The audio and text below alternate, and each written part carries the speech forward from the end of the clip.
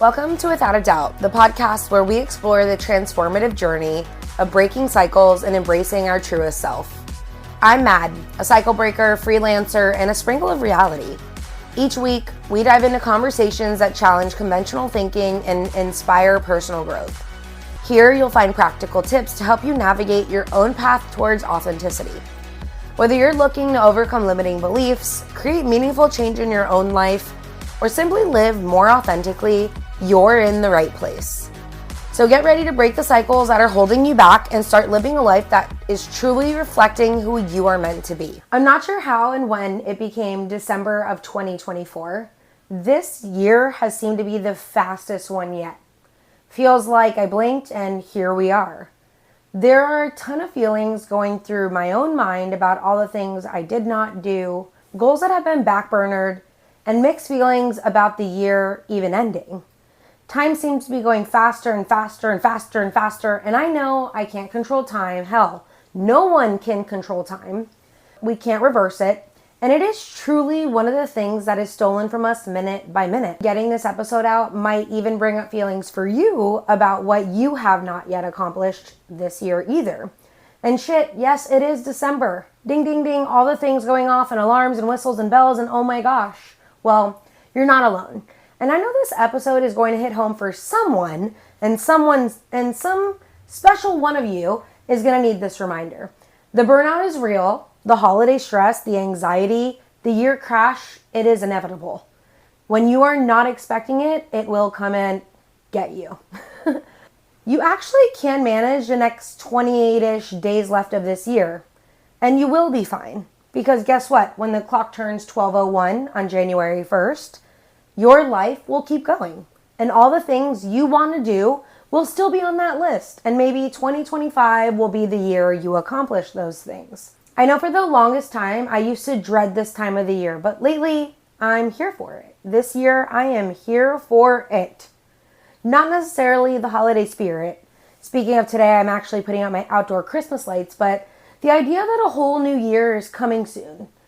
The idea that this season can be relaxing, refreshing, this spirit is actually what we need to move into the new season. I'm here for the chill in the air, the pine smell of the trees, the lights, the small reminders of how good life really is. December can actually be a challenging month for some of us with the holidays, but also just the end of the year stress and the boom, boom, boom, that burnout is going to happen. Holiday burnout is a real thing. It is truly the burnout that has been leading on for months and months of stress that have been piling up. But now the holiday time is one where there is no doubt more plans, more invitations, more to-dos, more giving, more of everything. Let me remind you in this time that this is the time of the season to craft, create, indulge. The burnout will come quicker, and before you know it, running into the new year is going to seem like a blur, and most of America does this hungover on January 1st. Another thought of how we do things that makes no sense to me. Let's start January 1st feeling like a bag of shit. No, thank you. But we have control over how we feel, how we attack the holiday season, and how we move through our own burnout. The very first step is recognizing that you're actually experiencing burnout. This might actually show up as irritability, fatigue, lack of motivation, feeling emotionally drained. And if you can acknowledge this, you can actually start to address the issue instead of pushing through it. Pushing through it is not always going to get you where you need to go. We do need to take a break. We do need to rest. We do need to recharge, even in our busiest times. You can't pour from an empty cup. You can't give what you don't have. You have to be able to function. Rest is best. Take the break. Take the few minutes. Go for the walk. Take the night off. Say no to the invitation. It's all for you. At the end of the year, we often start experiencing these pileups on workload, personal expectations. The personal expectations peak, like the holidays, family events. We need to take a moment to actually figure out what is most important to us and where our energy is best spent. Let me remind you that you don't need to do everything. Focusing on your top priorities and letting go of tasks or commitments that are not essential. Like I said, just take the night off. You don't have to attend every single party you're invited to. The joy of missing out is a real thing. Learn this and you will find a tiny little sparkle and gem in life. At this time of year, it's also easy to feel like you need to finish everything before the end of the year. Some things can actually be deferred until after the holidays or even later into next year. Even if this year you didn't get that new home you wanted, start that home project, save the money, it can still get done. Sometimes we have other life priorities that are sucking up things or taking up space when we don't expect them to. If you're feeling overwhelmed, see if there's other things that can actually be delegated. You can pay someone to do it at home, at work. I don't know. Delegation's a sign of strength. It is not a sign of weakness. Asking for help, using others is a tool. It's going to help you focus on what is most important and allow others to pitch in. Ask for help. We all need it. And it's also easy to be really hard on yourself when you're feeling burnt out. I have experienced this. Self-criticism only makes things worse. Be kind to yourself. Acknowledge that you're doing the best that you can and give yourself permission to take care of your needs without guilt. You can rest without guilt. It's not a waste of time. Recharging your battery is like giving yourself the juice you need to do a better, more efficient job. This month for me is more of a struggle for sure. This is the month that my dad actually passed away, and somehow this little black cloud feels like it's always hovering starting this month, December 1st. I might just say so far I'm not feeling that cloud, and maybe that's why I'm not feeling so burnt out as of yet this holiday season. The love we practice for ourselves is so important. This is one of those things that I have to deal with in my own life. You inevitably will have to deal with it if you don't already have this haunting life of grief in the holidays. It brings sadness, and it comes with the joy. We miss our past loved ones even more, especially if they pass during this time. You have to move with grace and allow the feelings. That is all a part of avoiding the burnout. While socializing also may feel draining when you're burnt out, connecting with supportive friends or family members that support you can be uplifting. It can be motivating, even if it's just a quick check-in, a short chat. Human connection can remind you that you're not alone in how you're feeling. This doesn't mean you need to go to the big dinners and do all the shit you don't want to do. It means engage where you feel you can recharge and find your own sparks. Doing things that you like actually brings recharge. I talk about crafting a lot because that's how I find my flow, my creative juice, but everybody is different. I also feel that this means nature, walking, intentional movement for your health. All the healths are so important, and we need to keep them in mind this time of year.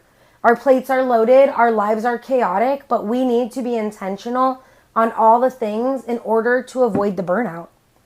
The main thing I speak about on this podcast, time and time again, is boundaries. And I think so much so because for so long I was ignoring my own boundaries that I kept saying I was holding and putting forward. Especially as the year ends and approaches, work starts to seem relentless. Maybe you're getting asked to do more at work. If you have the flexibility, set limits on your work hours. If you can be present, you have to be present. Establishing a clear end of day, a time, resisting the check-in emails or doing work tasks outside of those hours. It's really important for you. Your life, it matters. Your personal time is just as valuable. It's more valuable than your work time. You work to fund your life. It is not your life. Do what you're expected at work. Do even a little bit more, but hold true to living your own life. Sometimes we have odd jobs or other things we do for money. I mentioned your work is your fund. Clock out, go home when you're supposed to. We are all replaceable. I've heard multiple owners say this in multiple places I've worked. If you don't own that business, it ain't your business. Your business is your mental health. It is living your life. I do have a podcast episode about work ethic, 2 of them actually, and I do believe in solid work ethic, but you have to remember that burnout is going to happen when you're overdoing everything. The pot is overflowing. It is over boiling. We're just burning up. Your cup has to be overflowing, but not your pot. When it's bubbling and overboiling, you are going to burn it out. Your cup may overflow, but not your pot. Saying no when necessary is so important. We can try to do it all, but we actually can't do it all. We are all human. People pleasing, always saying yes is going to lead you to burnout. I was people pleasing, and my therapist literally put me into place. Like I said, I wasn't adhering to my boundaries. I had no freaking idea. I wasn't even giving myself the time. You don't need to explain yourself in detail. Just kindly and firmly say no when you are at your max capacity. You don't have to explain yourself. This is also the best time to sit and reflect on what is actually working in your life and what is not. Why didn't you get to this project? Consider what changes or boundaries maybe you need to start setting for yourself in the upcoming year to actually avoid even feeling like you're approaching this burnout, or even maybe you hit the burnout already. This is the best month to reflect and try to hold firmer to your own boundaries. Work on them as the new year is rolling in. No stress on if those intentions aren't met. Intentions are meant to bring forward what we do want for ourselves in order to move into the more authentic version. And continuing to be the truest version that we can become. And in order to do that, you cannot live your life burnt out.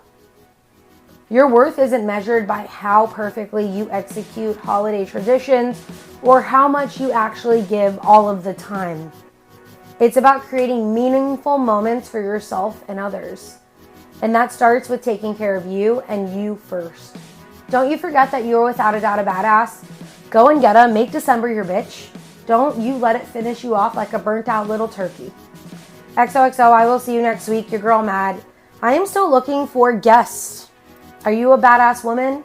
Do you have something that you can share with the world? Do you want to motivate someone with your story? Send me a message on Instagram at withoutadoubtthepod. Or send me an email at itsyourgirlmad@gmail.com. Hey, and by the way, if you love this podcast, let me remind you that you sharing this is one of the greatest ways to help my podcast just grow. If you don't already follow this, hit the follow button. Give it a rating. Do something with this that can help this go from where I am now to somewhere greater. You have the ability to help me be a bigger podcaster. I love you for being here, and you can always find me on YouTube, Instagram, or anywhere you listen to your podcasts. See you around and catch you next time. Bye.